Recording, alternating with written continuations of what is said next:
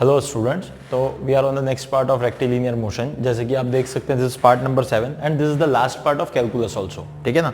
तो हम अब आखिरी पार्ट है कैलकुलस का, आज उसको देखेंगे, सब्स्टिट्यूशन मेथड देखेंगे और साथ ही साथ हम इसके बाद एक और चीज़ देखेंगे, वो है यहाँ पे डेफिनेट इंटीग्रेशन, है ना। तो दो चीज़ें आज हमें देखनी है, एक तो सब्स्टिट्यूशन मेथड और एक दूसरा डेफिनेट इंटीग्रेशन। तो चलो स्टार्ट करते हैं इस वीडियो को, आज इसको खत्म करते हैं और फिर हम लोग रेक्टिलिनियर मोशन अपने मेन चैप्टर के आगे बढ़ने शुरू हो जाएंगे, क्योंकि कैलकुलस जो है वो हमारा खत्म हो जाएगा। ठीक है। बीच में मैं तुम्हें ग्राफ के बारे में भी कुछ चीज़ें पढ़ाऊंगा, तो वो इस वीडियो के इस अपने चैप्टर के थ्रू ही पढ़ाऊंगा। वेक्टर वाली कुछ चीज़ें भी बताऊंगा, तो वो सारी बातें हम बीच बीच में पढ़ते जाएंगे। एक्चुअली रेक्टिलिनियर मोशन के बीच में ही हम इसके यूजेस, जो ये सारे चैप्टर्स हैं, हम साथ में इसलिए कर रहे हैं ताकि रेक्टिलिनियर मोशन के थ्रू हमें समझ में आए कि एक्चुअली इसका यूज क्या है। ठीक है ना। तो इस तरीके से हम आगे बढ़ते चले जाएंगे। I hope you are enjoying the previous videos, है ना। तो अब हम लोग 7th नंबर पे आ गए हैं। अब देखते हैं यहाँ पे सब्स्टिट्यूशन मेथड फॉर इंटीग्रेशन। ठीक है। अब तक के आपने जो देखा है उसके अंदर आपके पास बहुत बेसिक चीज़ें थी। तो आपने इंटीग्रल x का पावर n dx देखा था, तो अपन ने इसका इंटीग्रेशन देखा था कि x का पावर n+1 अपॉन n+1 था। ठीक है, प्लस c, ये हमारे पास एक रूल था।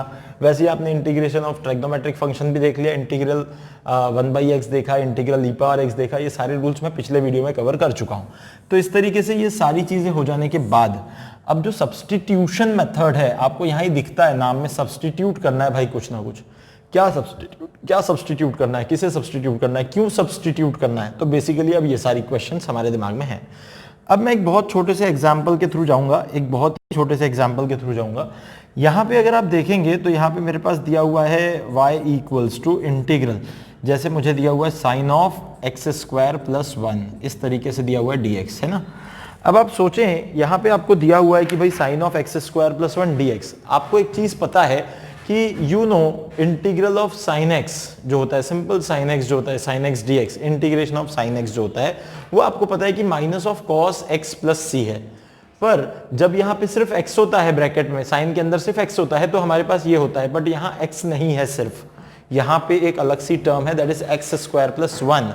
तो एक सिंपल बात सोचो, जो लास्ट वाले वीडियो को आप अगर रेफर करके आएंगे, तो मैंने जो सिंपल इंटीग्रेशन के आपको रूल्स बताए हैं, उनके अंदर जो रूल्स के अंदर जो वैल्यूज हैं, जैसे साइन के अंदर x है सिर्फ, भाई e के पावर में भी सिर्फ x था, 1/x था, तो उसका ln x बना दिया था हमने, तो जो सिर्फ x था, आज वो x नहीं रह गया, आज वो x की जगह एक बड़ा इक्वेशन सा बन गया, x² + 1 बन गया। या यहाँ कुछ भी एक चीज हो सकती है, आप यहाँ पे लिख सकते हो कुछ भी लिख सकते हो, यानी 2x + 3 लिख सकते हो। तो 2x + 3 लिख दिया तो फिर से x नहीं है, कुछ भी लिख सकते हो आप, यानी इस ब्रैकेट के अंदर कुछ तो भी अलग टर्म होगी। अब एक सिंपल चीज सोचो, मैं जो बोलने जा रहा हूं बहुत इंपॉर्टेंट बात है। यहां सिंपल x था, तो sin x का इंटीग्रेशन माइनस cos x था। अब यहाँ x नहीं है, यहाँ पे कुछ तो भी आपने एक्सप्रेशन अलग सा आ गया, यहाँ पे क्या आ गया, x² + 1 आ गया। अब आपको सिर्फ इस x² + 1 को, इस x² + 1 को कुछ तो भी ऐसा सिंगुलर टर्म, एक सिंगल टर्म बनाना होगा। यानी आपको क्या करना पड़ेगा, आपके पास साइन ऑफ x² + 1 dx, इसके लिए कोई नियम नहीं, कोई रूल नहीं है।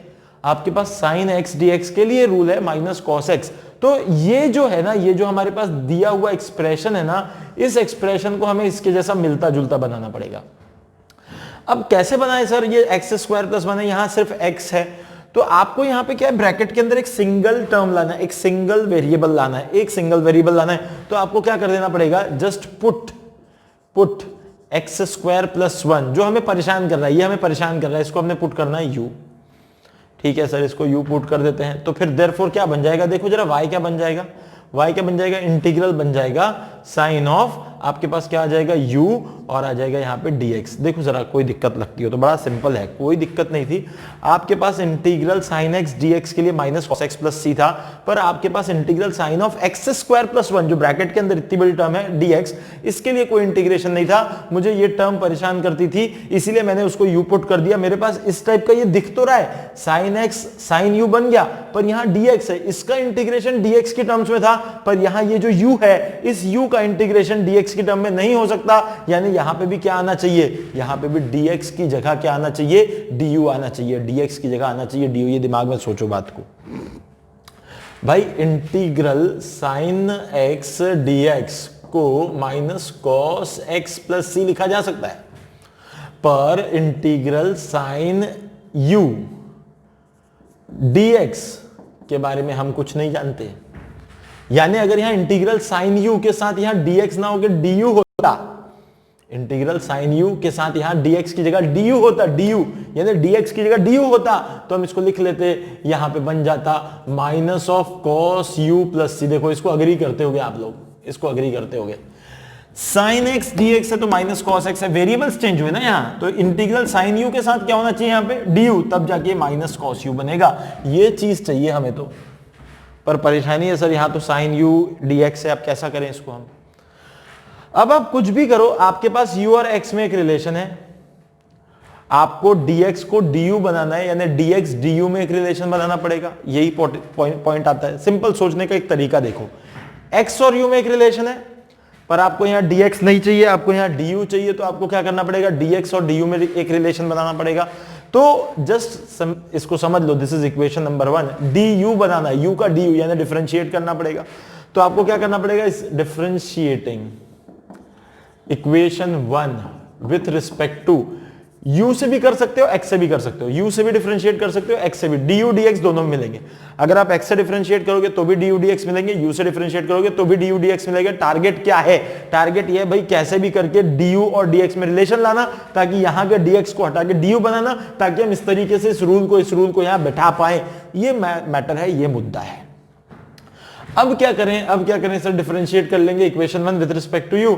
सो du of x square plus 1 और equal to du of u। अब आपको पता ही है du ऑफ u क्या होता है भाई, खुद का डेरिवेटिव खुद के साथ तो 1 हो जाता है। अब du ऑफ ये वाला क्या करेंगे, इसको देखोगे अगर तो ये तो 1 हो गया।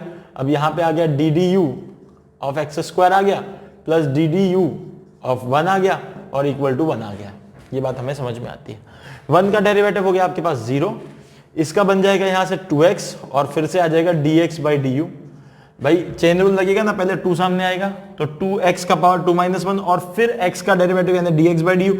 अगर ये du ऑफ u स्क्वायर होता, अगर ये du ऑफ u स्क्वायर होता तो 2u आता, फिर du ऑफ u 1 हो जाता, पर यहां du ऑफ x स्क्वायर है।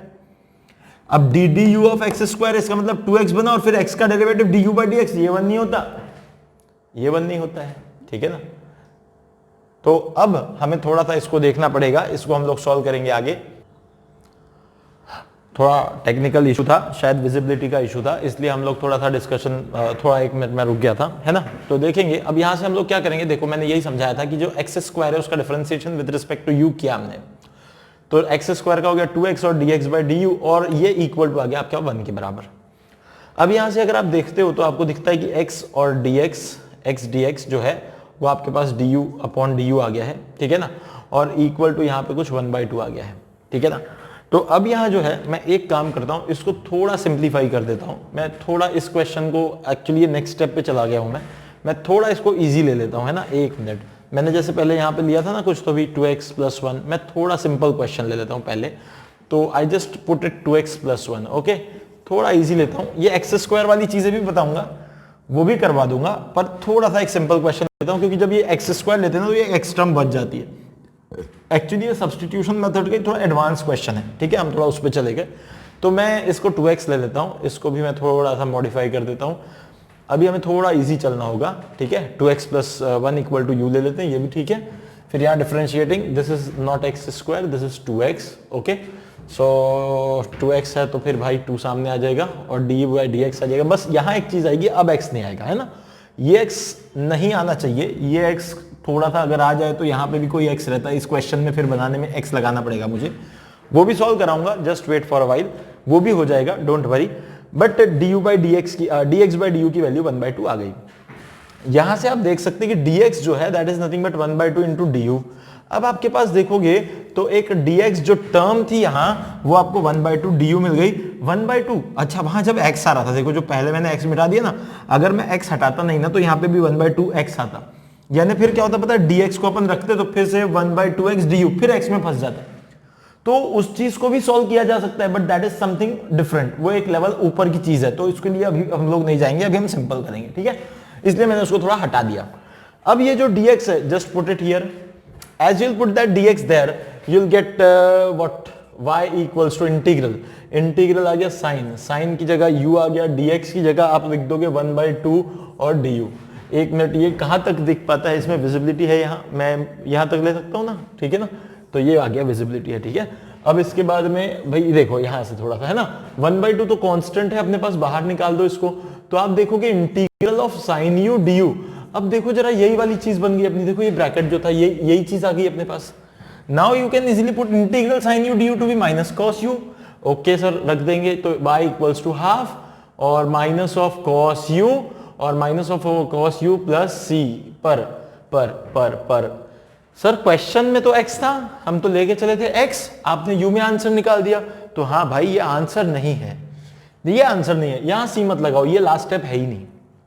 यहां पे आपको u को हटाना पड़ेगा, फिर से जो u आपने सब्स्टिट्यूट किया था that was 2x + 1, just put it here. Now y equals to 1/2 minus बाहर निकाल देते हैं cos of 2x + 1 and plus c, this will be your final answer. देखो मैं सिर्फ एक कंक्लूड करके एक बात बोलना चाहता हूं इस क्वेश्चन में, मैं वैसे बहुत सारे क्वेश्चन अभी कराने वाला हूं, बट मैं एक कंक्लूड करके बात कहना चाहता हूं, सिर्फ एक सिंपल चीज, सब्स्टिट्यूशन मेथड का क्या मतलब है सर? क्यों सब्स्टिट्यूशन मेथड?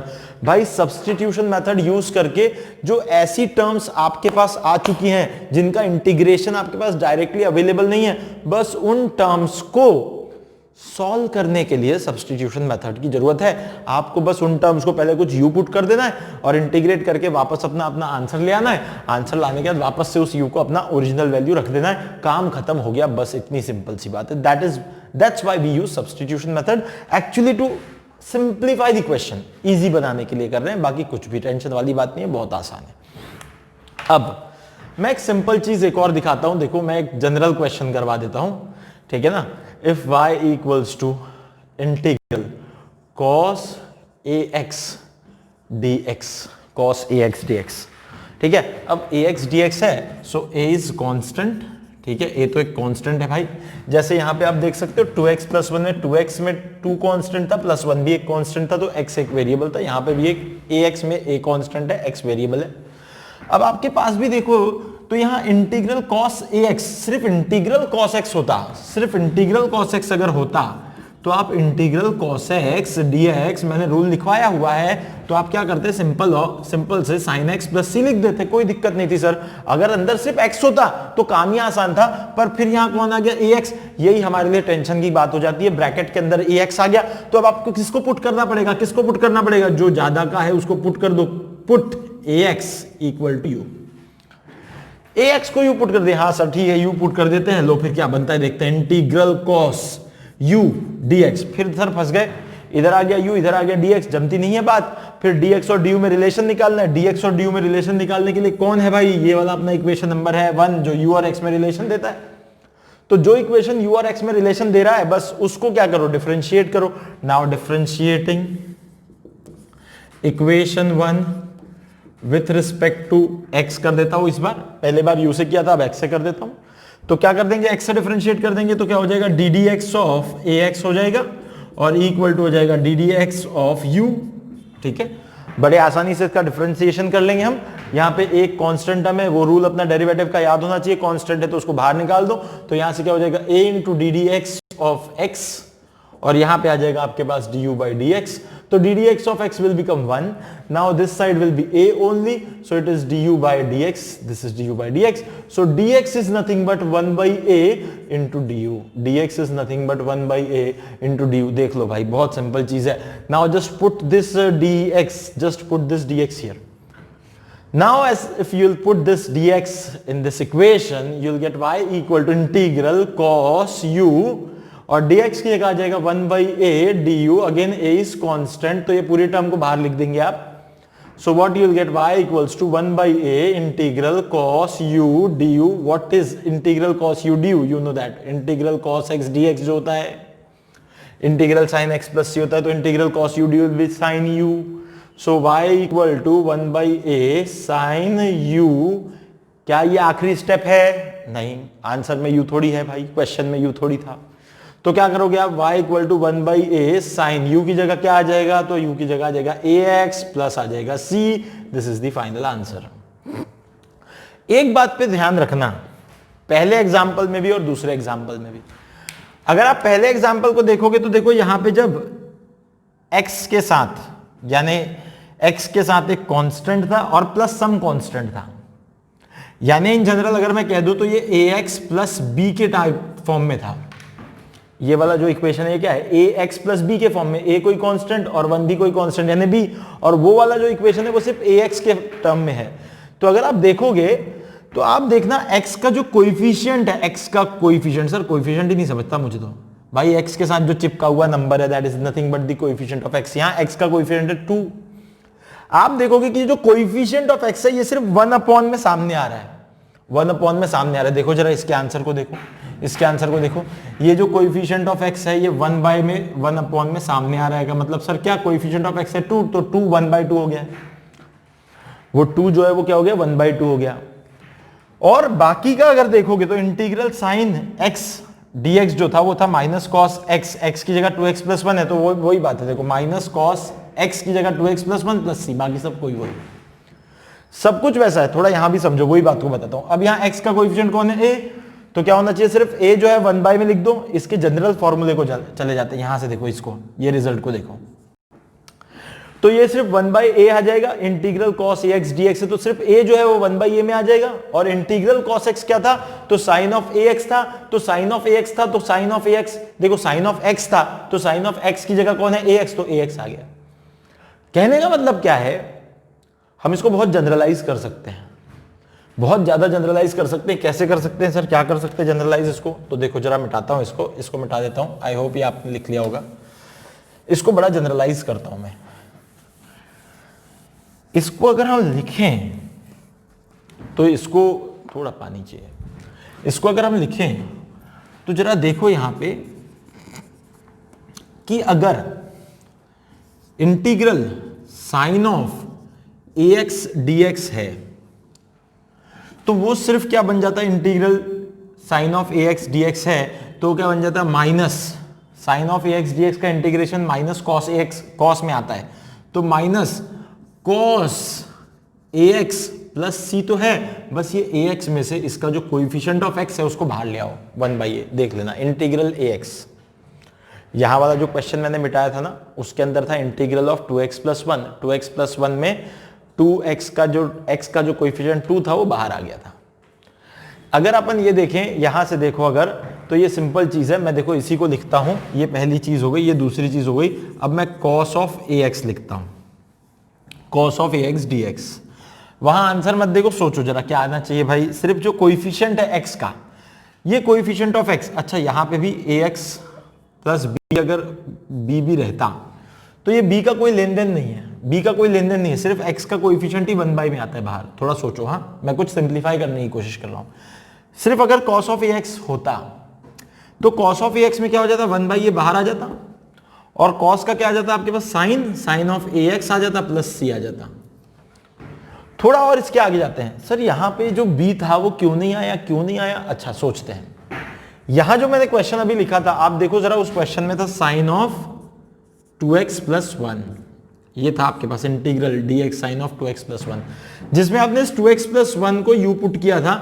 और अगर आप डिफरेंशिएशन देखो तो यहां अभी भी डिफरेंशिएशन है उसका, 2x प्लस 1 के डेरिवेटिव में ये 1 का डेरिवेटिव, यानी किसी कांस्टेंट, अकेला अगर कांस्टेंट है उसका डेरिवेटिव 0 हो जाता है। तो जब हम रिलेशन निकालते हैं तो इसमें ये कांस्टेंट कहीं से नहीं आता। अगर इस कांस्टेंट को मैं जनरली b कह दूं, यानी कहने का मतलब ax प्लस b, अगर कोई अकेला कांस्टेंट है ब्रैकेट के अंदर तो वहां भी हमें दिखने नहीं वाला, सिर्फ x का कोएफिशिएंट दिखने वाला है हमें। अब यहां भी देख लो, ये वाले सेकंड वाले एग्जांपल को देख लो, cos ऑफ ax है, ax प्लस समथिंग कुछ भी नहीं है, कोई कांस्टेंट ऐड नहीं हो रहा है, यहां सिर्फ ax है, तो वहां कांस्टेंट रहता या नहीं भी है तो कोई फर्क नहीं पड़ेगा, क्योंकि सिर्फ जो x का कोएफिशिएंट है वही 1/, में सामने आ रहा है, 1/a sin ax plus c। इतनी सिंपल सी बात है, 1/a sin ax plus c। हाँ सर ठीक है, ये बात समझ में आती है, थोड़ी थोड़ी बात समझ में आती है। तो अगर साइन के साथ ऐसा है, कॉस के साथ ऐसा है, अगर e की बात करें, integral e power ax plus b dx। अब जरा दिमाग चलाओ, इसमें क्या होना चाहिए, e का पावर ax प्लस b, इसका आंसर क्या होना चाहिए। तो फिर से x का कोएफिशिएंट है a, 1/a बाहर निकाल दो, और फिर सर क्या है, तो ये वाला एज इट इज लिख दो, e का पावर ax प्लस b और प्लस c कर दो। सर ऐसे बोल रहे हैं आप, ठीक है, पर ऐसे फील नहीं आ रहा कुछ भी, ठीक है मैं फील ला दूंगा, कोई बड़ी बात नहीं है। ये 1 हो गया, ये 2 हो गया, ये 3 हो गया, ये 4 हो गया, एक लिख देता हूँ और फिर एक साथ सबका फील ला दूंगा। तो 1 बाई, अच्छा ठीक है, एक काम करते हैं अपन, पहले फील ले आते थोड़ा सा, कैसे आता है पहले देख लेते, ई पावर वाले को सॉल्व करके देख लेते। चलो देख लेते पहले, फिर आ जाएगा सारा, मजा आएगा। अब पहले अपन ई पावर वाले को ही क्या करते हैं, जो अपन ने डायरेक्ट फॉर्मूला लिख दिया ना, इसको थोड़ा सॉल्व करते, इसको थोड़ा सीखते। सर ऐसे कैसे आ गया ये फॉर्मूला, तो ठीक है भाई, example number 3, y equal to integral e का power a x plus b d x. अब भाई आपके पास जनरल e का पावर x dx होता तो आप e का पावर x प्लस सी लिख लेते, कोई दिक्कत नहीं थी, पर यहां सिर्फ और सिर्फ x होना चाहिए, ax प्लस भी नहीं होना चाहिए था। अगर आपके पास में यहां पे अगर e का पावर सिर्फ x होता तो ये काम बन जाता, पर ये वाले से काम नहीं बनेगा। इसका मतलब दिक्कत वाली बात ये आ गई है कि आपको क्या करना पड़ेगा, substitute ax plus B equal to u, substitute ax plus B equal to u. Therefore क्या हो जाएगा, y equal to integral e का पावर u आ गया और यहाँ dx आ गया। फिर से सर ये dx को हटाना है, तो फिर ये वाली आ गई आपके पास equation number 1। Now again what you will do, differentiate equation 1 with respect to, किसी से भी कर लो, x से कर लो, u से कर लो, एक ही बात। तो अब यहां से डिफरेंशिएट किया, ddx ax प्लस b, और ये आ गया ddx ऑफ u। देखो जरा समझ में आती होगी बात। अब ddx ऑफ ax, तो यहां पे आप देखो इसको डिफरेंशिएट करते समय ये ddx ऑफ ax आ गया, प्लस यहां आ गया ddx ऑफ b, और इक्वल टू आ गया ये du बाई dx। ये du बाई dx 1 वगैरह नहीं होने वाला, change of u with respect to x है, ये 1 नहीं होने वाला है। Change of x with respect to x होता तो 1 आता, change of u with respect to u होता तो 1 आता। अब ये a जो है कांस्टेंट है, बाहर रख दो, b कांस्टेंट है अकेला, इसलिए इसका डेरिवेटिव 0, तो यहां से आ गया a ddx ऑफ x, ये आएगा भाई 1, और इक्वल टू आएगा du बाई dx। अब भी आपको यहां समझना आना चाहिए कि ax प्लस सम कांस्टेंट है, तो वो कांस्टेंट का वैसे भी कोई वजूद नहीं बचा, वो तो वैसे ही 0 हो गया। कोई ये पूछ सकता है सर कांस्टेंट के साथ यहां अगर कोई वेरिएबल होता तो डेफिनेटली या तो वो x का पावर 1 वाला वेरिएबल होता तो x कॉमन निकल जाता, तो a प्लस बी बन जाता वो, या फिर x का पावर 2 होता तो बात बदल जाती, वो थोड़ा और हायर लेवल है। मैं फिर बता रहा हूं, यहां जितने भी क्वेश्चन में सब्स्टिट्यूशन मेथड में लूंगा, मैं स्क्वायर टर्म को नहीं ले रहा हूं, देख लो मैं स्क्वायर टर्म को नहीं ले रहा हूं, क्योंकि हमें उस लेवल के इंटीग्रेशन में सब्स्टिट्यूशन मेथड को पढ़ने की जरूरत नहीं है भैया, मैथमेटिक्स की जरूरत है, फिजिक्स में उसकी जरूरत नहीं है। फिर मैं एक बात बता दूं, हम जितना मैथमेटिक्स पढ़ रहे हैं वो सिर्फ अपनी फिजिक्स की जरूरतों को पूरा करने के लिए पढ़ रहे हैं, हमें मैथ्स के अंदर नहीं जाना। This is the first thing, okay. अब यहां पे आ गया, अब ये 1 आ गया, ये बन गया a, तो a इक्वल टू आ गया आपके पास du बाई dx, फिर आ गया dx इधर, तो आप देखोगे 1 बाई a का फैक्टर बाहर आ गया, du आ गया। अब आप dx को उठाओगे, कहां रखना है, कहां गई वो इक्वेशन, हाँ यहां है, यहां उठा के यहां रख दोगे। जैसे ही रखोगे इसको वहां पे, तो y इक्वल टू आ गया इंटीग्रल e का पावर u, dx की जगह आ गया 1 बाई a, और du e का power u 1 by a du। आपको सिंपल चीज करनी है, 1 बाई a को बाहर निकालना, इंटीग्रल e का पावर u आ गया, du आ गया। इंटीग्रल e का पावर x dx होता था e का पावर x, तो इंटीग्रल e का पावर u जो हो जाएगा वो भी e का पावर u हो जाएगा, यानी y इक्वल टू बनेगा 1 बाई a e का पावर u। क्या ये हमारा फाइनल आंसर है? नहीं भाई, ये फाइनल आंसर नहीं है, क्योंकि u में थोड़ी आंसर आएगा। u की वैल्यू क्या है, ax प्लस b पुट कर दो, तो यहां से y इक्वल टू क्या हो जाएगा, 1 बाई a e का पावर ax प्लस b और plus c। This will be your final answer. I hope you might be enjoying it and definitely you will enjoy this, but enjoy करने के लिए थोड़ा focused रहना पड़ेगा, जो मैं बोल रहा हूं उसको अच्छे से सुनना पड़ेगा, समझना पड़ेगा, और फिर आपको मजा आएगा। पर आपको सुनना समझना तो पड़ेगा भाई, तो इसलिए थोड़े फोकस्ड रहोगे तो सब चीजें सही होंगी। अच्छा, कोई ऐसा भी बोल सकता है सर अगर मैं ऐसा एक एग्जाम्पल ले लेता, अगर मैं एग्जाम्पल ये ले लेता sir y equal to integral e का पावर, आपने तो ax प्लस b लिया था, मैं सिर्फ ax लिया dx लिया, तो सर बताइए इसका आंसर क्या होता, तुम भी बताओ फटाफट, तुम ही लोग बता दो क्या होता अगर सिर्फ e का पावर, मैंने जब ax प्लस बी dx दिया था तो वो मुझे मिला 1/a e का पावर ax प्लस बी, तो इसका इंटीग्रेशन क्या होना चाहिए? चलो जल्दी जल्दी जल्दी जल्दी कमेंट बॉक्स में कमेंट कर दो फटाफट से।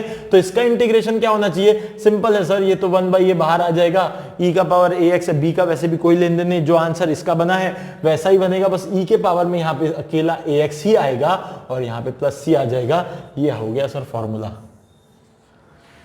कितने लोग इसको अग्री करते हैं भाई, सोचो कितने लोग इसको मानते हैं, कितने लोग इस चीज को समझ रहे हैं कि हाँ सर ये तो बात सही थी, ये बात तो हो गई, ये समझ में आ गई बात हमारी। If you agree to this thing then I have one more example for you, let's have it. y equal to integral 1/ax plus b and dx। Again a b are constants, a and b are constants, okay. So again it is 1/ax plus b। अब sir कैसे करें इसको, तो आपको याद होना चाहिए, आपके पास इंटीग्रेशन के रूल में 1/x, you know that integral of 1/x dx is nothing but ln of x plus c, you know this rule. But यहां x की जगह अब क्या आ गया है? ax plus b। अब फिर ax प्लस b आ गया, सर क्या करें इसको, कैसा करें, कैसे करें, कैसे करें? कुछ नहीं करना है, इसको यू पुट कर दो, जो चीज हमारे लिए अनवांटेड है just remove it. If you don't like this, you know this formula, you need to remove ax plus b, so just put it, put ax plus b equal to u. So again y equal to integral 1 by, अच्छा जब मैंने ये सब terms बता दिए हैं तो किसी किसी के दिमाग में आ गया होगा इसका आंसर होना क्या चाहिए। तो इंटीग्रल 1/ax प्लस b और dx, इसका डायरेक्ट आंसर क्या होना चाहिए?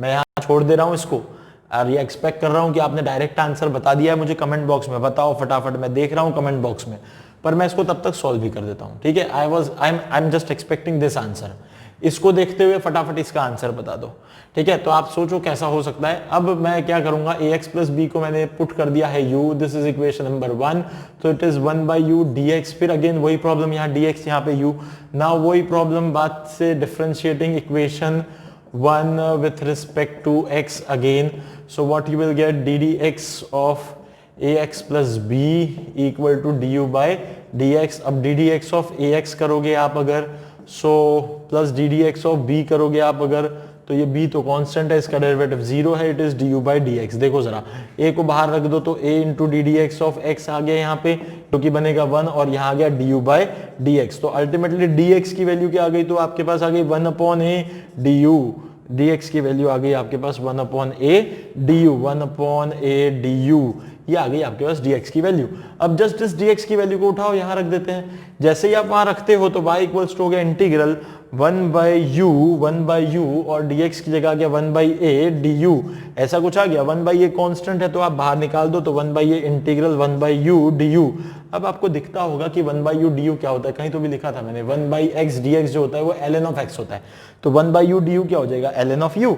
सो y will be what, 1/a ln of u plus c नहीं लगा सकते क्योंकि ये फाइनल आंसर नहीं है, क्योंकि अभी u की वैल्यू वापस से पुट करनी है, that is nothing but ax plus b, तो you can write the answer as 1/a ln of ax plus b plus c, this is the final answer.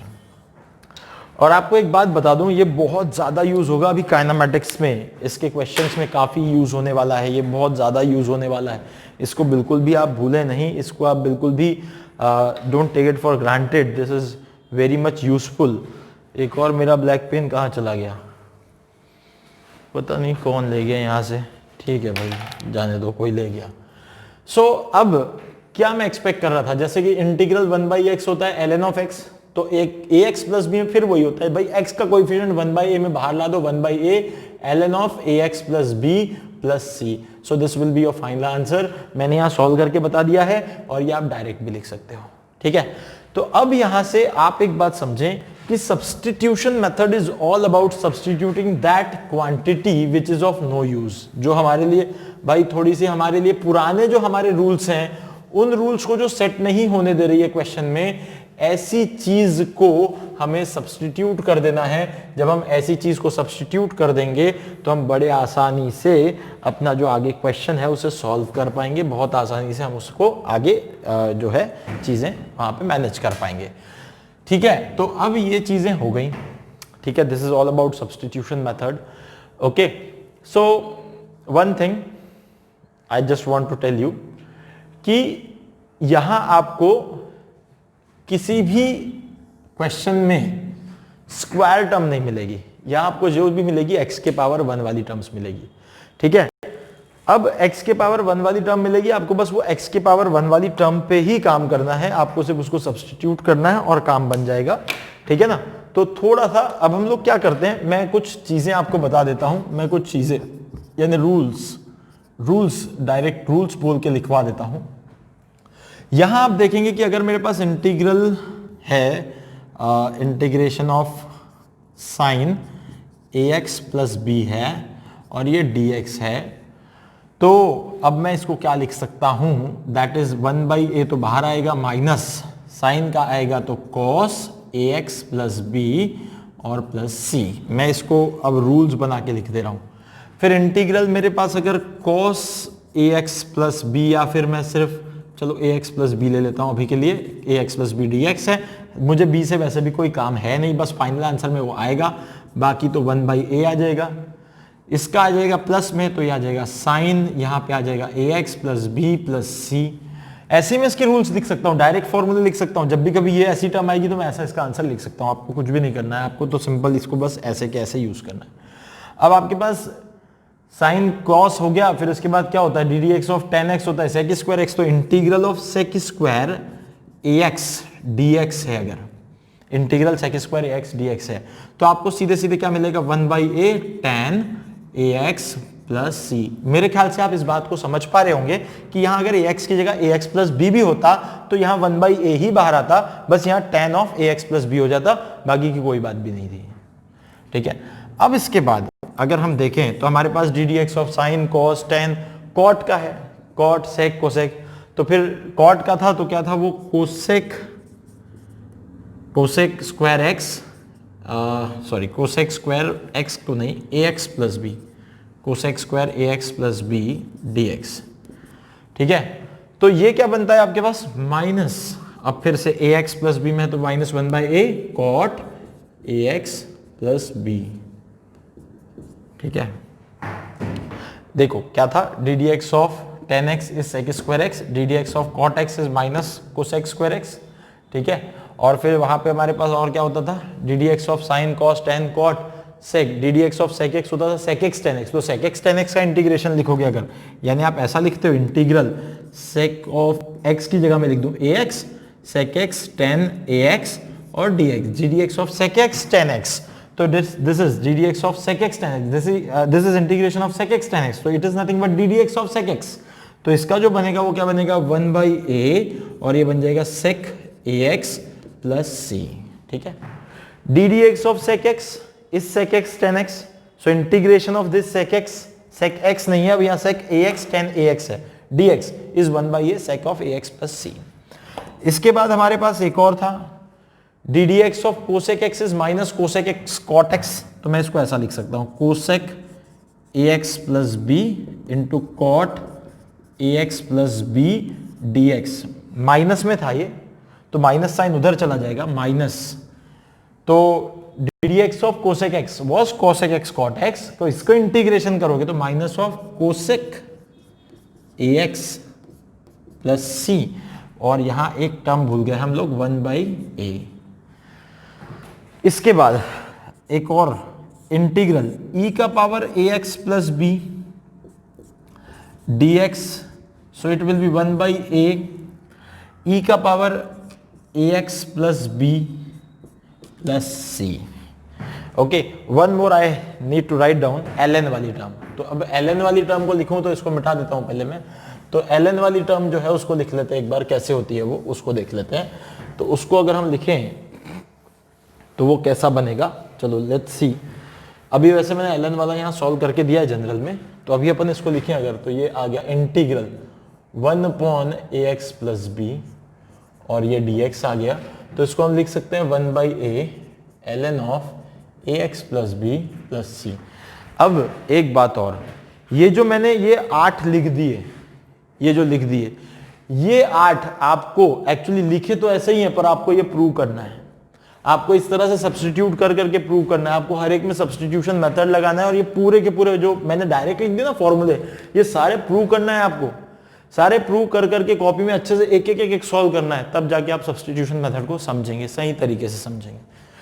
अब मैं एक एग्जांपल और ले लेता हूं। एग्जांपल आप देखें तो y इक्वल टू इंटीग्रल, अब मेरे पास है 2x प्लस 5 का पावर 6 और 2x प्लस 5 का पावर 6 और ये आ गया dx। तो मेरे पास y है 2x प्लस 5 का पावर 6 और ये आ गया dx। अब देखो यहां पे मेरे पास सिंपल मेरा पावर रूल लग जाता था, अगर मैं इंटीग्रल x का पावर n dx लेता तो मेरे पास x का power n plus 1 upon n plus 1 plus c, ये तो इजीली आ जाता था x का पावर n प्लस, पर ये x नहीं है, ये 2x प्लस 2x प्लस 5 का पावर 6 है, यानी मुझे इसको सब्स्टिट्यूट कर देना पड़ेगा। तो अब क्या करेंगे, substituting 2x plus 5 equal to u। As if you'll substitute it तो y इक्वल्स टू ये क्या बन जाएगा भाई, u का पावर 6 dx। अब आप क्या इस पे डायरेक्ट अपना ये पावर रूल लगा सकते हैं क्या, यहाँ x का पावर n dx था, यहाँ u का पावर 6 dx है, u को, अब वही बात आ गई, u के साथ आप जब u को इंटीग्रेट करोगे तो x के साथ नहीं कर सकते, यहाँ du होना चाहिए, फिर वही आपके पास आ गई यही बात, this is your equation number 1। Now differentiate equation 1 with respect to x, ठीक है। तो what you will get, ddx of 2x plus 5 equal to ddx of u. So ddx of 2x और plus ddx of 5 equal to du by dx। 2 को बाहर लाओ, ये वाला 5 का कांस्टेंट 0, तो twice ddx of x, this will be 1, so it is du by dx। So what it will be now, dx is nothing but 1 by 2 du। देखो फिर से वही आ गया, x का कोएफिशिएंट ही बाहर आ गया, फिर x का कोएफिशिएंट बाहर आ गया, यानी क्या हो गया, 1 by 2 बाहर में आ गया। अब कुछ नहीं है, आप इस dx को उठाओ, इस dx को उठाओ, कहां रखना पड़ेगा भाई, कहां रखना पड़ेगा, इस dx को उठाओ, यहां रख दो। तो इसको यहां रखते ही क्या बनेगी कहानी, अब थोड़ा यहां बनना क्या बनेगा केस, थोड़ा देख लेते हैं, ठीक है। इसको यहां रखते ही क्या होगा, देखो एक बात बताता हूं, जब आप वीडियोस में देख रहे होते हैं ना चीजें, तो आपको ना बार बार वीडियोस देखने पड़ते हैं, आपको मल्टीपल टाइम भी देखना पड़ सकता है, आपको एक ही वीडियो 5 बार भी देखना पड़ सकता है। पर एक अच्छे स्टूडेंट की निशानी क्या है पता है, वो कितनी भी बार वीडियो देख सकता है, पर वो उस चीज को क्लियर करने के पीछे लगा रहता है। पर कुछ अलाल स्टूडेंट्स जो होते हैं वो एक बार भी ढंग से वीडियो नहीं देखते। तो मैं ये कहूंगा कि आप वीडियोस बार बार देखें, 4 बार देखें, 5 बार देखें, पर वीडियोस देखें। dx की जगह रख देंगे हम लोग 1 by 2 du। अगेन ये 1 by 2 कांस्टेंट है, इसको बाहर उठा के फेंक दो, सो y will become what, 1 by 2 integral u का पावर 6 du। तो y इक्वल्स टू आ गया 1 by 2 u का पावर 6, वो लगा देते हैं अब अपना रूल ये वाला। तो ये क्या बनता, देखो u का पावर 7 और अपॉन में 7, ये आ गया हमारे पास। तो 7 into 2 कर लो तो 14 आ गया, तो 1 by 14 तो आ गया। अब u की वैल्यू थी 2x plus 5, यानी it is 2x plus 5 and what it will B now, it is plus c और इसका पावर 7, ठीक है। तो this is your final answer. यानी अगर कभी कभी अगर ऐसे न्यूमरेटर में कोई ब्रैकेट के पावर में कुछ है, तो उस ब्रैकेट के अंदर जो टर्म है उस टर्म के साथ सिर्फ आपको यह करना है कि भाई उस टर्म के साथ का जो कोएफिशिएंट है x का, बस आप उसको बाहर ले आओ और बाकी की टर्म के पावर में 1 से राइज कर दो और डिवाइड बाय जो नंबर आ रहा है ऊपर उससे भी डिवाइड कर दो। जैसे यहाँ x का पावर 7 है तो नीचे भी 7 है, तो अपन ने बस ये 2 को 7 से मल्टीप्लाई कर दिया। तो ऐसे ओरली आप वहां भी सोच सकते हो, बाकी कोई मुद्दे की बात नहीं है। अब एक एग्जाम्पल मैं ले लेता हूं, जैसे मैंने पता पहला एग्जाम्पल दिया था और स्क्वायर वाली टर्म हटा दी थी, तो एक एग्जाम्पल मैं ले लेता हूं वैसा ही वाला, x into sine of x square plus 1 dx। अब ना कोई कोई पता है, यहां बच्चे पता है सबसे ज्यादा कंफ्यूज क्या होते हैं, बच्चों को क्या लगता है sir x into this term है ना, प्रोडक्ट रूल चिपका देता हूं फटाफट, प्रोडक्ट रूल लगा दोगे इसमें। अरे यार बावले हो क्या, बावले हो क्या, ये इंटीग्रेशन है, इंटीग्रेशन में कोई प्रोडक्ट रूल जैसा कुछ नहीं था, वो था डेरिवेटिव में, वहां लगता है यहां नहीं लगता, क्या फर्क पड़ता है सर, प्रोडक्ट है तो प्रोडक्ट रूल लगा देते हैं। किसने बोला ये कि नहीं लगा सकते, भाई मैं बोल रहा हूं डेरिवेटिव का रूल इंटीग्रेशन में थोड़ी लगाओगे, ऐसा कुछ भी पाप नहीं करना है, बिल्कुल पाप नहीं करना है। तो ये x इंटू साइन ऑफ ये हो गया। सर अब इसमें तो बड़ी झंझट वाली चीजें दिख रही है हमको, कोई झंझट वाली चीज नहीं है, आप अगेन इसको सब्स्टिट्यूट कर दो, कुछ नहीं, इसको सब्सटीट्यूट कर दो, कोई टेंशन वाली बात नहीं है। आप देखो substituting x square plus 1 equal to u, क्या बना? तो y इक्वल्स टू बना इंटीग्रल x। अब देखना एक छोटी सी बात, वो जो पहला क्वेश्चन था ना उसमें x नहीं था, वो x नहीं होने के कारण वो सॉल्व नहीं हो रहा था, नहीं हुआ रहता, और वो थोड़ा सा टफ भी था। तो मैंने कहा रुकते हैं थोड़ा सा, तुम्हें जनरल इंटीग्रेशन तो बता दूं सब्सटीट्यूशन का, फिर उसके बाद ये करा दूंगा, तो इसलिए मैं वहां रुक गया था। तो मैंने क्या किया, अब ये आ गया x और यहां आ गया साइन, और एक्स स्क्वायर प्लस 1 की जगह आ गया u और आ गया dx। अब हमारे पास देखो दो दो खतरे आ गए, पहले तो अकेला dx परेशान करता था, अब x भी परेशान करता है। पर एक ट्रिक बता रहा हूं, जिस चीज को तुम सब्सटीट्यूट करोगे उसका डेरिवेट करने के बाद बचा हुआ वेरिएबल मिलना चाहिए। बचा हुआ वेरिएबल है x, इसको डेरिवेट करोगे तो 2 सामने आ जाएगा, 2x आएगा, 2x के साथ अगर देखोगे तो वहां x मिल रहा है। देखो अभी करके बताऊंगा तब समझना।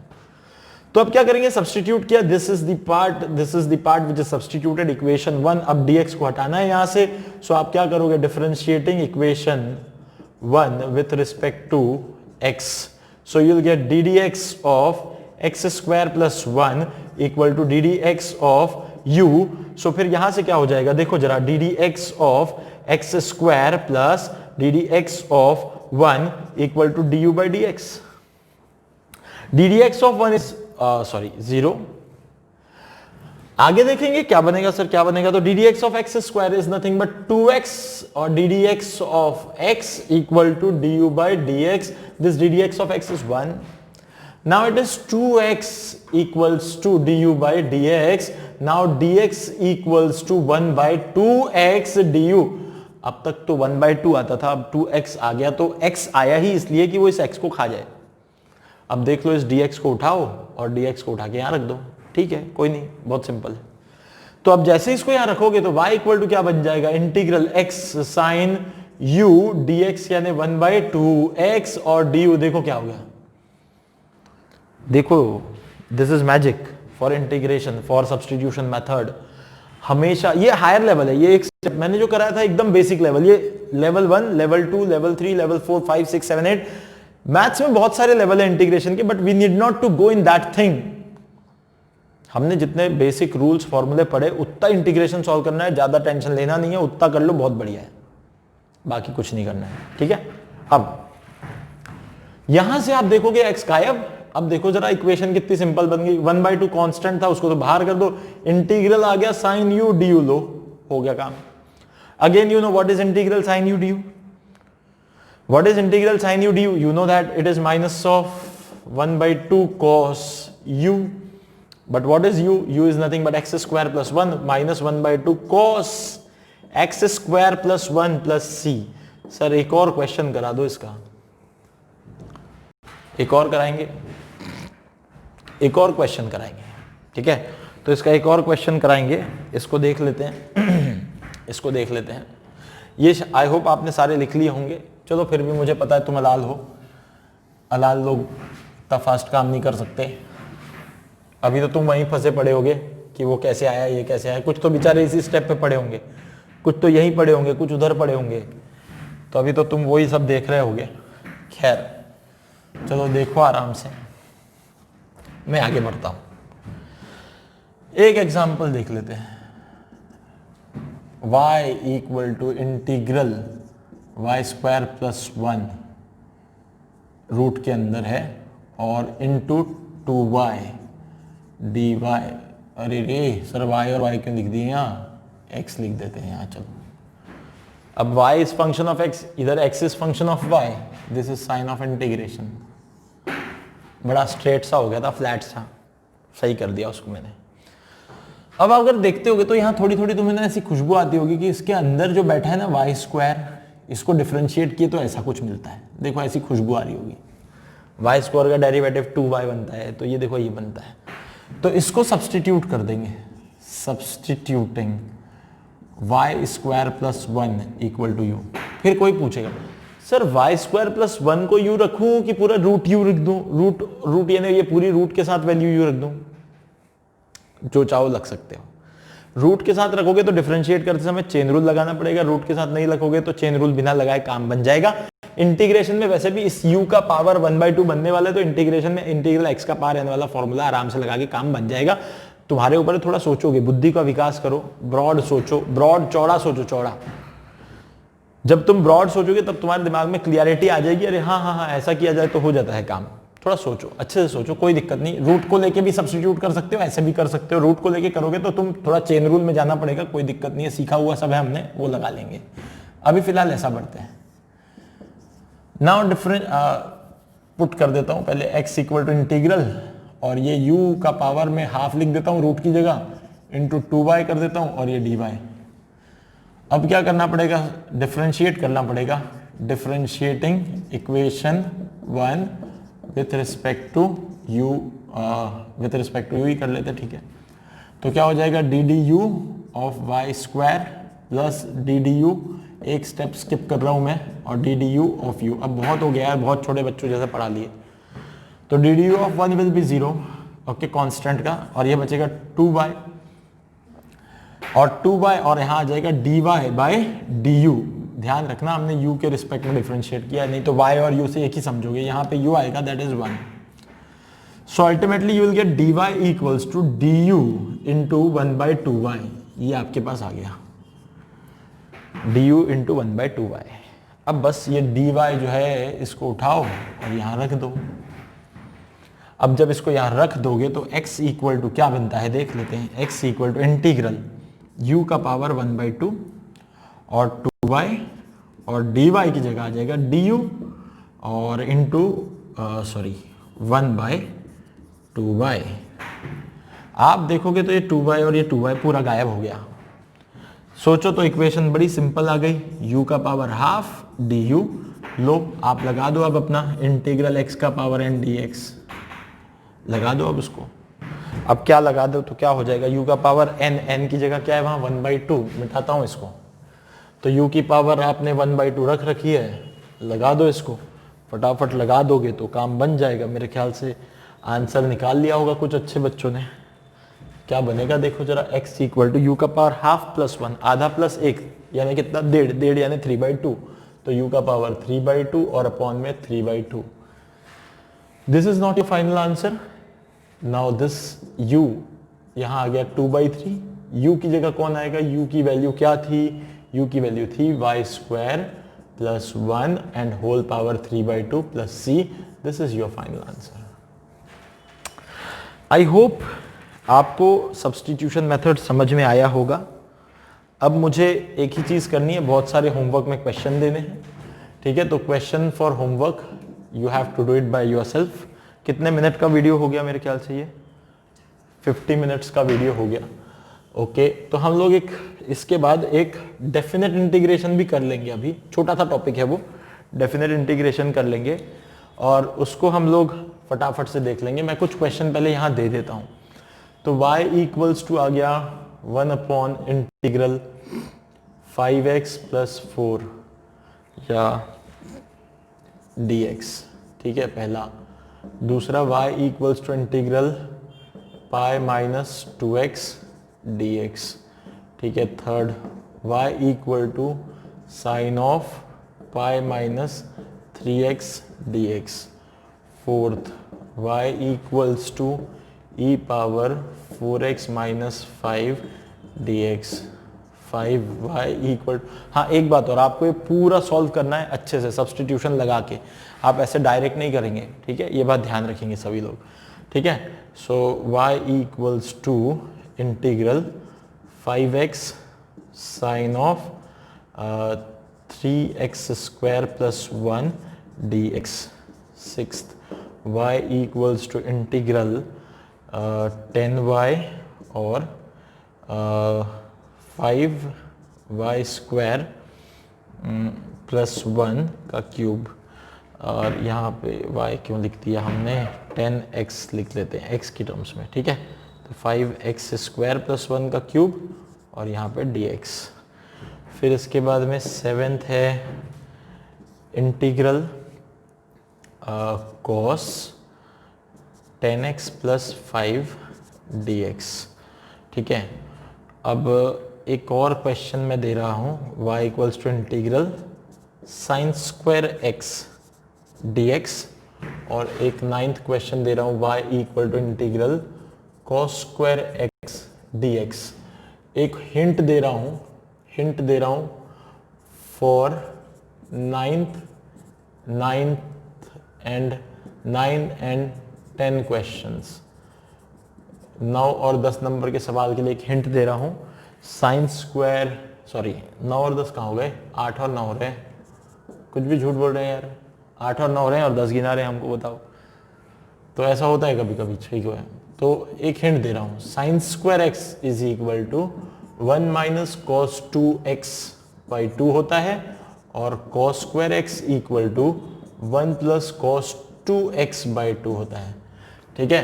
तो आपको यहाँ और यहाँ इस फॉर्मूले में इसको यूज करना है और इस वाले को इधर यूज करना है, ठीक है। तो आपके स्क्वायर टर्म्स डाइल्यूट हो जाएंगे, फिर एक सिंपल इंटीग्रेशन बचेगा, आप इंटीग्रेशन कर सकते हैं।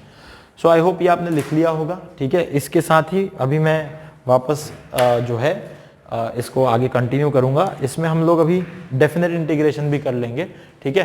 पहले आप इसको लिख लें, फिर हम लोग कंटिन्यू करते हैं। एक पॉज करें आप इसको और इसको लिखें, ठीक है, और फिर इसके बाद डेफिनेट शुरू हो जाएगा, ठीक है ना। तो अब जैसे वो तो पार्ट एक खत्म हो गया अपने पास, है ना, दैट वाज इनडेफिनेट इंटीग्रेशन, यानी उसकी कोई बाउंड्री नहीं थी। अब अपन आ गया डेफिनेट इंटीग्रेशन, ठीक है। बड़ा सिंपल सा टॉपिक है, जो इंटीग्रेशन है वही है, बस अब लिमिट्स हैं, कुछ भी नहीं है, एकदम सिंपल है। देखो मैं क्या है बता देता हूँ। जैसे y इक्वल्स टू आपने इंटीग्रल कुछ f ऑफ x, कोई फंक्शन है dx, इसको इंटीग्रेट किया आपने। अब यहाँ लिमिट्स लगेंगे, यहाँ a लगेगा, यहाँ b लगेगा। एक और बात, ये इंटीग्रेशन, अब जो डेफिनेट इंटीग्रेशन है जहाँ लिमिट्स हैं वहां आपको c लगाना नहीं है, c कांस्टेंट नहीं लगाना, ये बातें समझ लो, ठीक है। अब बस ये इंटीग्रेट करोगे तो यहाँ पे कुछ तो भी नया आपके पास, कुछ तो भी g ऑफ x बन जाएगा, ये कोई नया फंक्शन बन जाएगा। भाई f ऑफ x को इंटीग्रेट करोगे तो कुछ तो नया बनेगा ना, तो इसलिए g ऑफ x। तो ये g ऑफ x, पहले जनरल अपना इंटीग्रेशन करो, g ऑफ x ले आओ, फिर एक ऐसा डब्बा लगाओ और डब्बे में नीचे लगाओ एक a और ऊपर लगाओ एक b, ठीक है। ये जो है ना, एक मिनट मैं थोड़ा और इसको बता देता हूँ कुछ चीज़ों को, इसको थोड़ा नीचे लिखता हूँ। जैसे y equals to integral a to b f of x dx, इसको कहते हैं लोअर लिमिट, ठीक है, और इसको कहते हैं अपर लिमिट। एक और मेरी बात समझना, ये अपर लोअर का खेल, इससे कोई लेन देन नहीं है, ये नंबर बड़े छोटे, कौन बड़ा कौन छोटा, यानी ये मत सोचना कि कभी अगर इंटीग्रेशन में नीचे 5 है और ऊपर 2 है तो ये अपर लिमिट हो गई, ये लोअर लिमिट। नहीं, जो नीचे लिखा है वो हमेशा लोअर है और जो ऊपर लिखा है वो हमेशा अपर है। नो मैटर, चाहे अपर वाला नंबर छोटा ही क्यों ना हो, कोई फर्क नहीं पड़ेगा। इस बात को ध्यान रखना, इस बात को ऐसा मिसअंडरस्टूड मत कर लेना कि अपर यानी बड़ा होना चाहिए और लोअर यानी छोटा होना चाहिए। अपर वाला सिर्फ ऊपर वाले की बात है, लोअर वाला सिर्फ नीचे वाले की बात है। इंटीग्रेशन कहां से कहां तक करना है, कहां से कहां तक, कहां से कहां तक। It can be from 5 to 2, it can be from 2 to 5। ये 2 और ये 5 भी हो सकता है, और ये 5 और वो 2 भी हो सकता है। बस इतनी बात ध्यान रखना है ना, इतनी चीज ध्यान रखना। अब फिर ये इसको आप अगर इंटीग्रेट कर लोगे तो मैंने कहा था f ऑफ x का इंटीग्रेशन कर लोगे तो कुछ g ऑफ x बन जाएगा, और यहाँ पे आ जाएगा a और यहाँ पे आ जाएगा b। बस अब इन लिमिट्स को x की जगह पे पुट करना है। तो क्या करना है, हायर माइनस लोअर, यानी पहले हायर लिमिट पुट करना, माइनस फिर लोअर लिमिट पुट करना, यानी g ऑफ हायर का मतलब g ऑफ हायर का मतलब x की जगह आ जाएगा b, और माइनस g ऑफ लोअर का मतलब आ जाएगा a। बड़ा सिंपल है, बस इसको सॉल्व करोगे आपको आंसर मिल जाएगा, खत्म हो गई कहानी। यहाँ इतना सही है बस। अब सर कुछ एग्जाम्पल्स बताएंगे, सिंपल है। जैसे एग्जाम्पल नंबर 1, बहुत बेसिक क्वेश्चन से करते हैं। इंटीग्रल x स्क्वायर या x क्यूब dx 2 से 4, बहुत बेसिक क्वेश्चन उठाया मैंने, है ना, बहुत बेसिक, एकदम सिंपल चिल्लर क्वेश्चन उठाया। सबसे पहले तो ये 2 और 4, इसको अभी कुछ नहीं करना है, पहले तो सिर्फ इंटीग्रल x क्यूब dx करना है, इंटीग्रेशन करना है। यानी आपको पता है इंटीग्रल अपना वही वाला स्टार रूल, x का power n dx equal to x का पावर n+1 अपॉन n+1, है ना। तो ये अपना जो रूल है बस इसको लगाना है। तो यहाँ क्या लगाना है भाई, y इक्वल टू इंटीग्रल 2 से 4 ऐसा। अच्छा इंटीग्रेट तो कर दे रहे ना अपन, कोई नहीं, इसको हटाते हैं, इंटीग्रेट कर लेते हैं। एक्स क्यूब का इंटीग्रेशन क्या बन जाएगा, तो x का पावर 4/4 और ब्रैकेट लगा दो यहाँ 2 से लेके 4 तक। बस तो ये जो 4 है इसका कोई टेंशन नहीं है, इसको बाहर रख दो पहले आप, और ये ब्रैकेट में। अब एक बार हायर लिमिट x की जगह पुट करना, माइनस एक बार लोअर लिमिट, यानी हायर यानी 4 का पावर 4 माइनस लोअर लिमिट है 2 जगह x की जगह पे 2 रख दो, 2 का पावर 4, खत्म कहानी।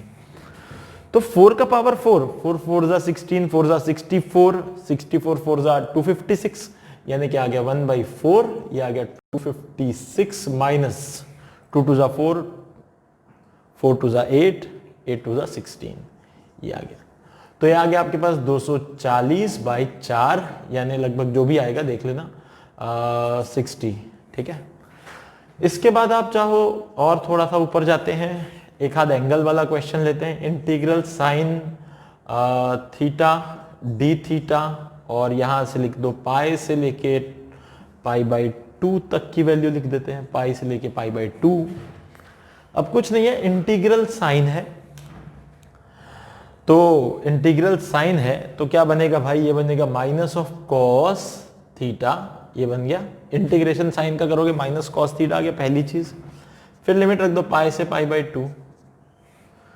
अब पाई से π/2 यानी पहले अब लिमिट रखनी है तो हायर माइनस लोअर, तो अब हायर माइनस लोअर यानी माइनस एक बार कॉस थीटा की जगह पे हायर यानी कॉस π/2, फिर माइनस और फिर एक और माइनस है ये वाला, तो माइनस माइनस क्या हो जाएगा प्लस, और कॉस लोअर यानी कॉस हो गया pi. Cos 90 is 0, so this term will become 0. So 0 plus cos pi is nothing but -1. So this is nothing but -1. Very simple. So again we can have many more examples. Example number 3. एक example ऐसा ले लेते हैं थोड़ा सा, y equals to we have 1/2x plus 4 and dx, और इसकी लिख देते हैं हम लोग 2 से लेके 4 तक की लिमिट। अब आपको थोड़ा थोड़ा फीलिंग आना चाहिए यहाँ पे, मैंने अभी जस्ट थोड़ी देर पहले कराया था कि 1/x, आप याद करो थोड़ा सा, यहाँ पे क्या था 1/ax plus b integral dx है, तो ये 1/a बाहर आता है और ln of ax plus b आता है, देखो जरा याद आता होगा तो मैं अभी इसको सब्स्टिट्यूशन मेथड नहीं लगाऊंगा बट डायरेक्ट इसको यूज करूंगा। तो इसको अगर मैं डायरेक्ट यूज कर लूं तो y इक्वल्स टू क्या हो जाएगा 2 से 4, और यहाँ पे ax प्लस बी यानी 2x प्लस 4, तो 2x प्लस 4, तो x का कोएफिशिएंट 1/2 बाहर आ जाएगा।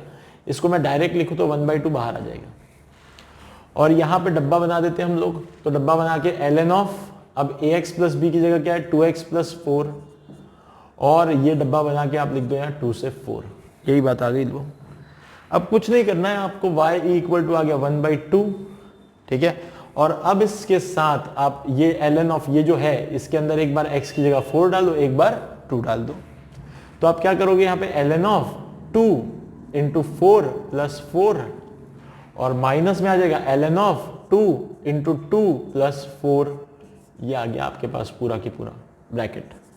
बस x की जगह एक बार 4 डाला, x की जगह एक बार 2 डाला, वो टर्म हमने सॉल्व कर ली, बस इतना ही है। फिर 1/2 आ गया, फिर यहां से क्या हो गया ln ऑफ 4 2 8, 8 प्लस 4 12, तो ln of 12 minus ln of 4 plus 4 8।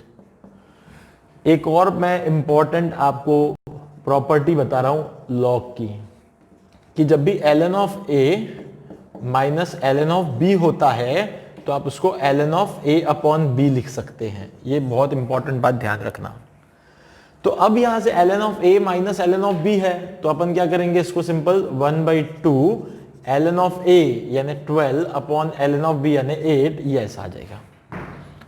और इसको अगर देखोगे तो ये कटेगा 4 से 3 जा, ये 4 से 2 जा, तो यहां पे आ जाएगा 1/2 ln ऑफ 3/2। अब एक और प्रॉपर्टी चिपका ही देता हूं ना मैं यहां, कि जब भी आप a ln ऑफ b लिखोगे, a into ln of b लिखोगे, तो आप इसको ln ऑफ b का पावर a लिख सकते हो, ln ऑफ b का पावर a लिख सकते हो। बात सोचो, तो ये क्या हो जाएगा, ये हाफ इसका पावर बन जाएगा, यानी क्या हो जाएगा ln ऑफ 3/2 होल पावर 1/2।